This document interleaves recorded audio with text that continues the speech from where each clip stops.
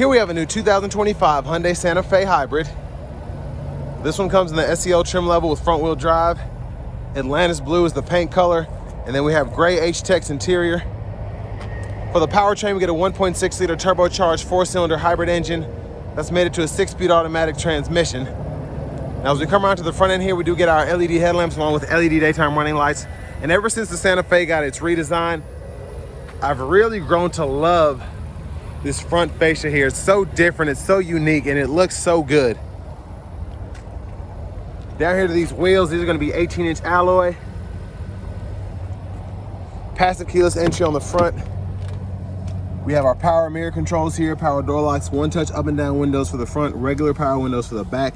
We have electronic child locks and rear window locks, and then blind spot monitors in the side mirrors there. Electronic parking brake, lift gate, toggle, etc. Hood release is there. Get a manual tilt telescoping steering wheel. And here's our power driver's seat with two-way power lumbar support. Now I want to give a huge thanks to Hyundai of Cool Springs for allowing me to review this Santa Fe today. I'll leave a link below in the description. But if you're looking to find the best price on one of these closer to home, click on that second link down below. It takes just a minute to fill out your information. I'll make sure the local dealers are fighting to get you the best price on whatever new vehicle you might be interested in. But I have that seat up front adjusted for someone of my size, being 6'3" with longer legs. So let's check out the space here. Pretty decent in my opinion. Now what's cool is you're actually able to move the seat forward and back, and then also adjust the seat back as well. So I can lean back pretty far. So that helps. And then down here, storage cubby, pretty deep in there. And then your USB-C charge ports are on the side here. You get one here and one here, which is pretty nice. And you also have access to the center console cubby space if you want to get in there from the back. But there's a view of the front from back here. This middle seat folds down.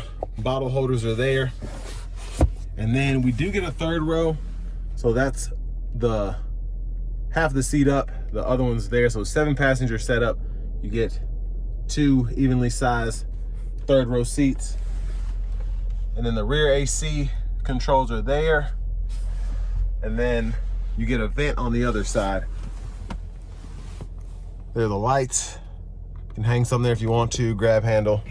And I like that we have the vents for the back right here, so it kind of reaches the passenger more easily.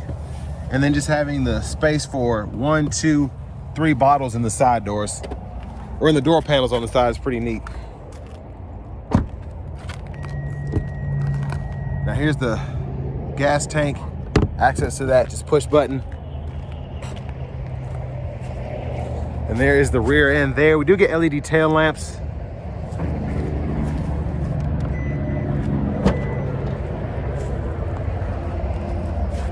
And there's the space behind the third row. So not the biggest space, but there's still some usability there.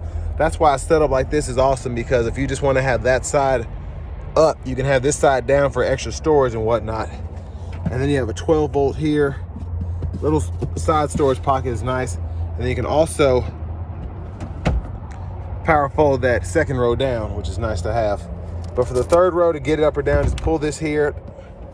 And when the seat in the second row is up far enough, you can just fold it flat and then just use the same strap to pull it up.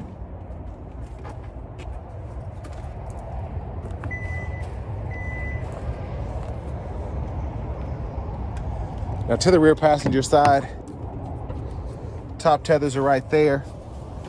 Pretty easy to just fold it back into place. And again, you can use this to fold it flat or adjust it further back if you so choose.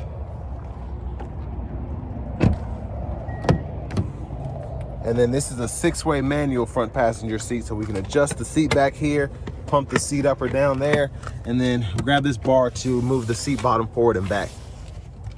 Storage here is pretty nice underneath where the shifter would normally be. 12-volt there. Little top pocket here, and then you can pull this here for the typical glove compartment. And then you even have a pocket up here for additional storage. So sometimes I feel like Hyundai's just trying to beat everybody. This is the first vehicle I've seen that has 1, 2, 3 storage pockets on the passenger side where the glove compartment would typically be. But as we come around to the front,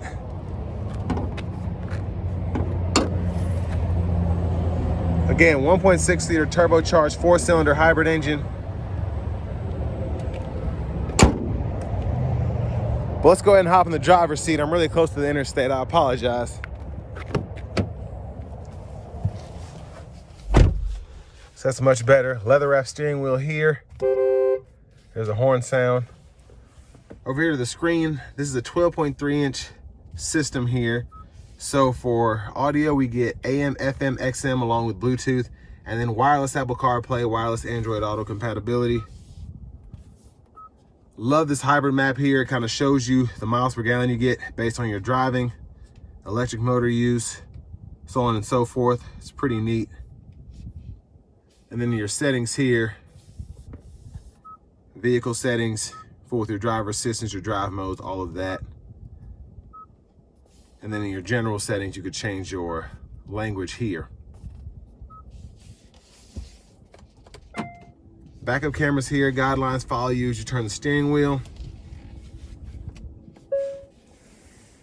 And then down here we have a lot of buttons and knobs. So for the climate controls, you can adjust that on either side, dual zone. You can sync and unsync there. You get 3-stage heated seats for the front.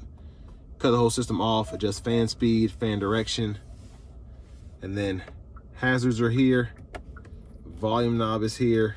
Kind of a tune knob here if you want to use it for that. And then you can use your shortcuts here. So you have a favorites or custom button, setup button.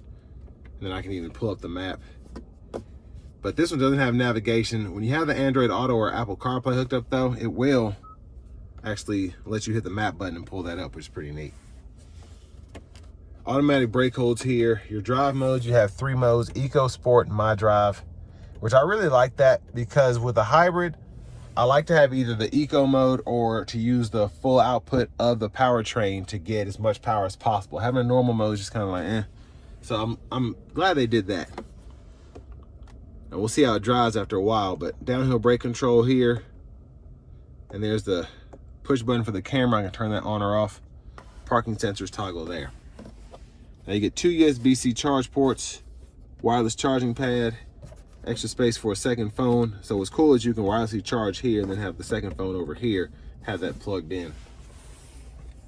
Then bottle holders are here. That center console cubby space, removable tray, so even more space down in there. Which is pretty cool because this seems like that's as deep as it'll go, and then you can hide stuff at the very bottom. Up here, lights, SOS and all that. There's a look at the back from up here. It's that vanity mirror. Turn the light on. You have to flip that on with your hand. But back to the steering wheel itself, on the left side, blinkers. Now when the low beams are on, you can toggle the high beams, flash there. And then when you're on the auto, you can toggle the auto high beams there. Windshield wiper controls, 1-time off, intermittent low high. You can adjust that intermittent frequency here, and then your rear wiper right there. Push back for that rear wiper fluid, pull up for the front. Then you have paddles behind the steering wheel, smart cruise, adjust the speed, lane centering assist, gap adjust. We can go through the sub menus here and then use this as a scroll bar when applicable in that digital part of the gauge cluster there in the middle. Then over here, we can toggle the audio sources, voice recognition, volume, click there to mute, and then track list, radio station presets here. Another customer favorite button, and then a Bluetooth button right there. For the shifter, just hit the brake, pull that way for reverse, pull for drive, and then tap from either direction to get to neutral. Press the side button there for park. Push button start. And then I think it's in my pocket. Here's the key fob with remote start.